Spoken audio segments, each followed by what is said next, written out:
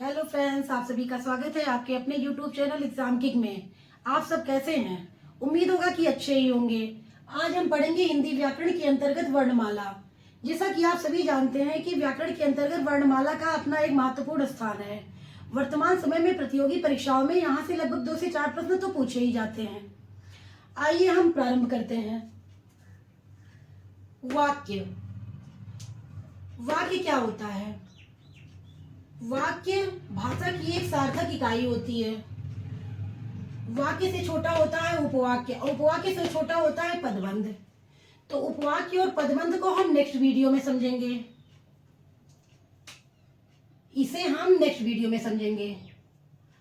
अब आता है उससे छोटा होता है अक्षर। तो अक्षर जो होता है जिसका कभी क्षय ना हो वो होता है अक्षर। जैसे कि हम कह दे राम, तो राम में 2 अक्षर आएंगे, रा प्लस म, राम। और अक्षर से छोटा होता है वर्ण। तो एग्जाम्पल के रूप में हम राम को ही लेते हैं। तो रा में पहले यहां आएगा रा प्लस बड़ा आ प्लस म प्लस अ, ये हो जाएगा राम। बराबर यहाँ कितने वर्ण आएंगे? 4। और यहाँ अक्षर कितने आएंगे? ये 2 हो जाएंगे। अब हम चलते हैं ध्वनि। ध्वनि क्या होती है? ध्वनि जो होती है वो एक भाषा की सबसे छोटी तथा मौखिक इकाई होती है। आइए अब हम समझते हैं वर्ण को। वर्ण क्या होता है? ध्वनि का लिखित या चिन्हित रूप होता है। जिन ध्वनियों का प्रयोग हम बोलने या आवाजों के लिए करते हैं उनका जो लिखित रूप होता है या जिनको हम लिख करके व्यक्त करते हैं उसे हम कहते हैं वर्ण। जैसे आ क्या है? आ एक ध्वनि भी है और यह जो है लिखित रूप में वर्ण है। अब देखते हैं वर्णमाला। वर्णमाला क्या है? वर्णमाला वर्णों का व्यवस्थित या क्रमबद्ध तरीका होता है। वर्णमाला क्या है? वर्णों को लिखने का क्रमबद्ध या व्यवस्थित तरीका।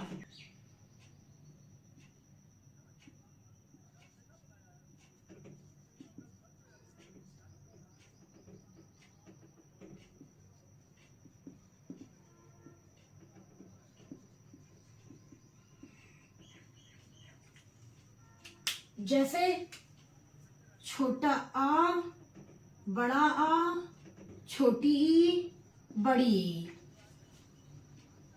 ज्ञातक। यदि हम यहाँ पे आ की जगह बड़ा आ की जगह क्या जो है छोटी ई लिख दे या बड़ी ई से पहले हम छोटा ऊ लिख दे तो क्या ये सही होगा? नहीं सही होगा। इसीलिए जो है हम इसे क्रमबद्ध या व्यवस्थित तरीका कहते हैं वर्णों को लिखने का। अब हम देखते हैं मूलतः उच्चारण के आधार पर इसकी संख्या कितनी होती है? वर्णों की संख्या 45 होती है, जिसमें से 10 स्वर तथा 35 व्यंजन होते हैं। तथा लेखन के आधार पर 52 वर्ण होते हैं, जिसमें से 13 स्वर प्लस 35 व्यंजन प्लस 4 संयुक्त वर्ण होते हैं। अब हम वर्ण तालिका को समझने से पहले समझेंगे अक्षर।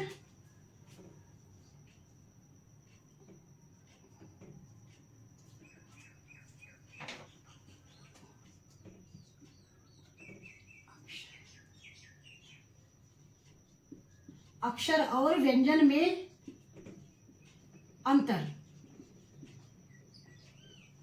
जैसे हम लिखते हैं का, खा, ग, ये क्या है? ये अक्षर है। अक्षर जो होता है वो अपने आप में पूर्ण होता है, इसका कोई क्षरण नहीं होता। लेकिन जो व्यंजन होता है वो होता है क प्लस अ को मिलाकर बराबर क्या हो जाएगा? क। यहाँ पे हलंत रहेगा, ये हो जाएगा क। ठीक। अब इसके आगे देखते हैं हम वर्ण तालिका। अब हम देखेंगे वर्ण तालिका। वर्ण तालिका को 2 भागों में बांटा जा सकता है। नंबर 1 स्वर, नंबर 2 व्यंजन। अब स्वर को भी हम दो भागों में बांटेंगे। नंबर 1 ह्रस्व स्वर, नंबर 2 दीर्घ स्वर।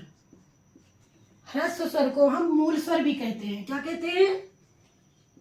मूल स्वर। इसकी संख्या होती है 4। संख्या कितनी होती है? 4। कौन कौन सी? छोटा आ,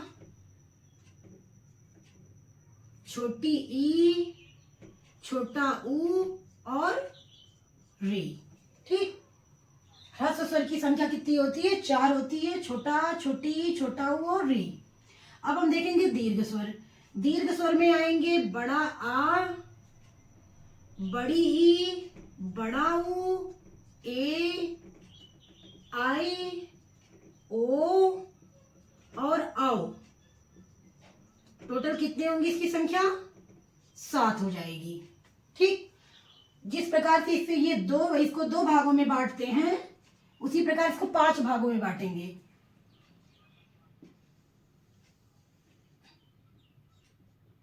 नंबर 1 स्पर्श व्यंजन, नंबर 2 अंतस्थ व्यंजन, नंबर 3 ऊष्म व्यंजन, नंबर 4 आगत व्यंजन, नंबर 5 संयुक्त व्यंजन। इसे हम कितने भागों में बांट सकते हैं? 5 भागों में बांट सकते हैं। अब स्पर्श व्यंजन क्या होता है? स्पर्श व्यंजन क से मां तक, मां तक कितने होते हैं? 25 ये हो जाएंगे, जिन्हें हम वर्गों में रखते हैं। ठीक। और एक दो और होंगे ड, ड़ और ढ। तो टोटल कितने होंगे? 25 + 2 कितने हो जाएंगे? 27। और अंतस्थ में 4 होते हैं, य, र, ल और व। ऊष्म व्यंजन में भी 4 होते हैं, श, श, श और हा। ठीक। अब देखते हैं हम आगत व्यंजन। आगत व्यंजन जो होता है, इसे हम विदेशी, ये जो है अंग्रेजी या फिर जो है विदेशी भाषाओं से इसको लिया गया है। जैसे अ, ज, फ आदि। और संयुक्त व्यंजन, संयुक्त व्यंजन कितने होते हैं? 4 होते हैं। इनकी संख्या भी 4 होती है। इनकी संख्या भी 4 होती है। अब इसमें कौन कौन से आ जाएंगे? ऐसा करते हैं, हम इसको नीचे लिख देते हैं।